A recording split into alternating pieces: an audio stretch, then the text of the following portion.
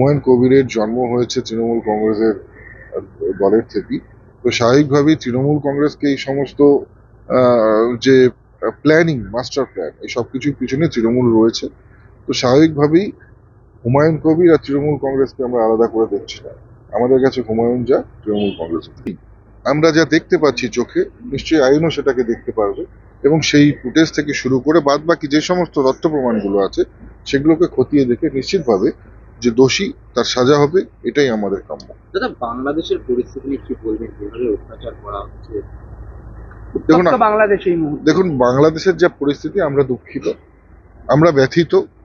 কারণ আমরা সবসময় মনে করেছি আমাদের প্রতিবেশী দেশ, প্রতিবেশী ভালো থাকলে আমরা ভালো থাকবো। আমরা প্রতিবেশীর সুস্থতা কামনা করি। আমরা কখনোই চাই না সেই প্রতিবেশী দেশের ভেতরে একটা অস্থির পরিস্থিতি তৈরি হোক, যেখানে আপনারা দেখছেন যে একের পর এক যে ধরনের ঘটনাগুলো ঘটছে, নিশ্চিতভাবে এটা চিন্তাজনক ঘটনা। এবং আমার মনে হয় যে বাংলাদেশ সরকার, বাংলাদেশ প্রশাসনকে আরো কঠোর এবং আরো মজবুত হওয়ার প্রয়োজন রয়েছে, যাতে দাঁড়িয়ে তারা এই ধরনের ঘটনাগুলোকে দাঁড়িয়ে দাঁড়িয়ে না দেখে, মিউট স্পেক্টেটারের মতন না দেখে, যাতে তারা একটা শক্ত পদক্ষেপ যাতে নিতে পারে।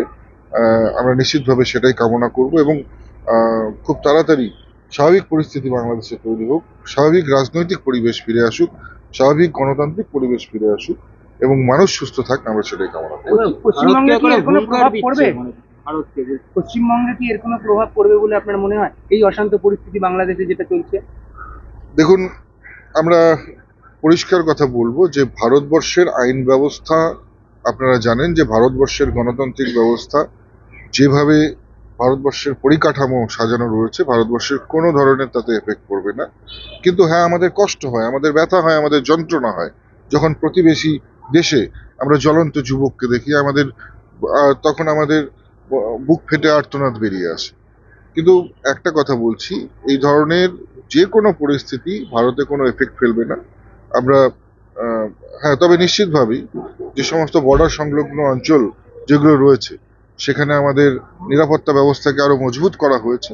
এবং বিশেষ করে আপনারা জানেন, ভারত বাংলাদেশ, ইন্দো বাংলাদেশের যে বর্ডার সীমানা রয়েছে, পশ্চিমবঙ্গে তার প্রায় 450 কিলোমিটার কিন্তু আনফেন্সড এরিয়া রয়েছে। সেখানে আমাদের আরো নিশ্চিদ্র প্রহরার ব্যবস্থা করা হয়েছে, যাতে কোনো ধরনের ঘটনা বা কোনো ধরনের আহ, আহ, আহ, উম, এই ধরনের ব্যবস্থা দেখতে পরেই সঙ্গে সঙ্গে তারা পদক্ষেপ নিতে পারে। দাদা, একটা জিনিস ছিল হলো যে খসড়া ভোটার তালিকায় বহু ক্ষেত্রেই দেখা গিয়েছে জীবিত ব্যক্তিকে মৃত বলে দেখানো হয়েছে।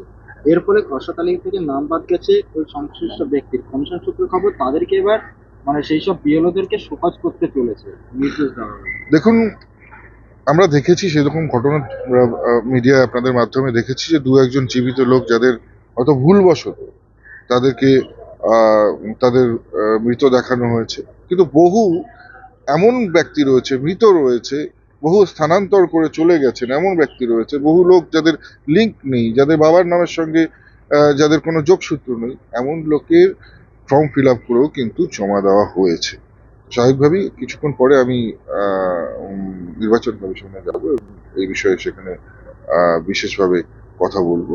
এবং সর্বোপরি একটা বিষয় আপনাদেরকে বলি, যে পশ্চিমবঙ্গের যেখানে এসআইআর এর শতকরা ভোট, যেখানে মৃত এবং ভোট যাদের স্থানান্তরিত হয়েছে সেই সংখ্যা যখন গিয়ে দাঁড়িয়েছে 8, অর্থাৎ শতকরা 8%, তাই তো?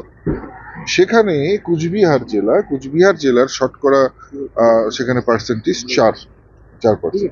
নিশ্চিতভাবে এটা একটা চিন্তার বিষয়। তো সব মিলিয়ে আমরা নির্বাচন কমিশনের সঙ্গে কথা বলবো, কমিশনের সঙ্গে দেখা করব, এবং নির্বাচন কমিশন যাতে আরো শক্তভাবে, মজবুতভাবে পদক্ষেপ নেয়। কেন বিএলওরা ভুল করবে? যারা সরকারি কর্মচারী, যাদেরকে একদিক থেকে সরকারি যারা প্রত্যেক মাসে যারা ভাতা পাচ্ছে, আবার নির্বাচনের কমিশনের কাজ যখন কোনো সরকারি কর্মচারী ওথ নেয়, তখন তাতেই পরিষ্কারভাবে লেখা থাকে যে ভারতের সংবিধান অনুযায়ী যখনই নির্বাচন কমিশনের কখনো কোনো কাজ আসবে, সেই কাজকে দায়িত্ব সহকারে পালন করতে হবে। সেখানে দাঁড়িয়ে যখন তারা ভুল করছে, নিশ্চিতভাবে নির্বাচন কমিশনের কঠোর পদক্ষেপ নেওয়ার প্রয়োজন রয়েছে। আজ থেকে শহরের নির্বাচন কমিশনের প্রিন্সিপাল সেক্রেটারি এবং ডেপুটি সেক্রেটারি তারা আসছেন, এসআইআর গতিবিধি তারা খতিয়ে দেখবেন এবং সিও দপ্তরের সঙ্গে একটি বৈঠক করার কথা রয়েছে। নিশ্চিতভাবে আমরা স্বাগত জানাই, আরো বেশি শক্ত হওয়া উচিত। নির্বাচন কমিশনকে আমরা বলবো যে তারা এই বিষয়গুলোকে আরো খতিয়ে দেখুক এবং পুঙ্খানুপুঙ্খভাবে যাতে একেবারে সঠিক ভোটার লিস্ট তৈরি হয় সেই ব্যাপারে তারা নজর রাখুক। 2002 সালের সঙ্গে আনম্যাপ রয়েছে 32 লক্ষ প্রায়। কমিশনের তরফ থেকে বলা হয়েছিল যে এই 32 লক্ষকে প্রথমে হিয়ারিং এর নোটিশ পাঠানো হবে।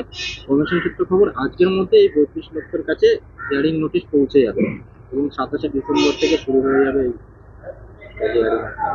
নিশ্চিতভাবে 32 লক্ষের কাছে যদি আজকের মধ্যে নোটিফিকেশন পৌঁছে যায় তবে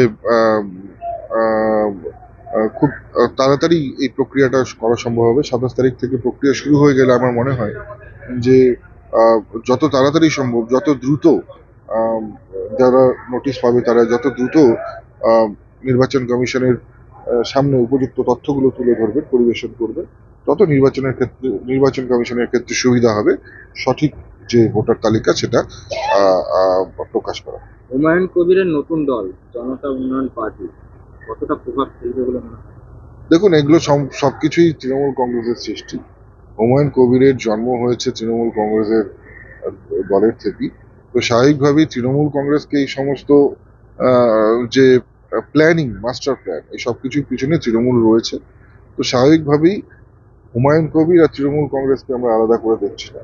আমাদের কাছে হুমায়ুন যা, তৃণমূল কংগ্রেস। বিজেপির কি সুবিধা হবে নতুন দল হলে? দেখুন, বিজেপির সুবিধা তখনই হবে যখন সাধারণ মানুষ বুথে গিয়ে নিজের ভোটটা নিজে দিতে পারবে। বিজেপির সুবিধা তখনই হবে যখন একটা স্বচ্ছ ভোটার তালিকা প্রকাশ পাবে। বিজেপির সুবিধা তখন হবে মানুষ যখন নির্ভয়ে বুথ কেন্দ্রে গিয়ে পৌঁছতে পারবে। বিজেপি কোনো রাজনৈতিক দলকে ভয় পায় না। পশ্চিমবঙ্গের পুলিশ ছাড়া তৃণমূল কংগ্রেস বিজেপির সামনে কোনোভাবেই দাঁড়াতে পারবে না। এখনো আমরা চ্যালেঞ্জ দিয়ে বলতে পারি, আজকের ডেটেও বিজেপির যে সাংগঠনিক শক্তি রয়েছে, যেভাবে এখনো পর্যন্ত নিজেদের সংগঠনকে বাড়িয়ে চলেছে, তৃণমূল কংগ্রেস তাদের কাছে এই ধরনের ডেডিকেটেড ক্যাডার নেই। তৃণমূল কংগ্রেসে যারা রয়েছে এখন পর্যন্ত তারা স্বার্থের জন্য, ব্যক্তি স্বার্থ চরিতার্থ করবার জন্য নিজস্ব দোকান খুলে এখন পর্যন্ত তৃণমূল কংগ্রেসের নেতারা বসে রয়েছে। হুঙ্কার দিচ্ছে মঞ্চ থেকে হুমায়ুন কবির যে তৃণমূলকে উৎখাত করবে, জিরো করে দেবে। এরা তো একই কয়েনের এপি টপি। হুমায়ুন যা বলছে, মমতাও তাই বলছে। এমন ভাব দেখাচ্ছে যেন নিজেরা নিজেদেরকে চেনেন না, কিন্তু এরা একই কয়েনের এপি। তাহলে নতুন দলের ভবিষ্যৎ কি মনে হয়? দেখুন, বহু নতুন দল তৈরি হয়েছে, নির্বাচনের আগে দল তৈরি হয়, নির্বাচন শেষ হওয়ার সঙ্গে সঙ্গে সেগুলো শেষ হয়ে যায়। তো স্বাভাবিকভাবেই আমরা চাইবো যে আহ, উম, এই নির্বাচন প্রত্যেকের অংশগ্রহণ করবার অধিকার রয়েছে, আমরা স্বাগত জানাই। Thank you.